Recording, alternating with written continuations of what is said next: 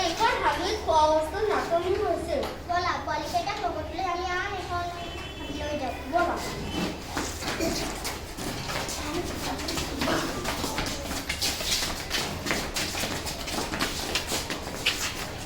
ইয়াতে জন্তুৰ হাবিবোৰ পৰি আছে।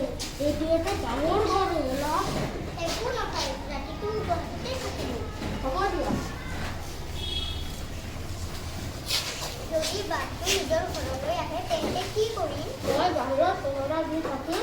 দৰকাৰ বুলি জনালে তুমি পোৱালিকেইটাক কেনেবাকৈ কন্দুৱাবা। ঠিক আছে।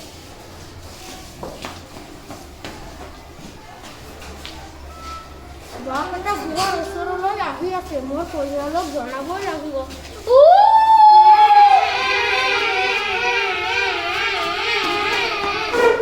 পোৱালিবোৰে কিয় কান্দিছে? ৰাতিপুৱাই বাঘ এটা খাইছে, এতিয়াও ভোক নালাগে সেইবাবে কান্দিছে। মই এটা বাঘ খুজিবলৈ যাওঁ। বাঘ এটা খাইছে, আকৌ ভোক লাগিছে। মই ঘৰলৈ নোযোৱাই মংগল, গতিকে সোনকালে ইয়াৰ পৰা পলোৱাই ভাল।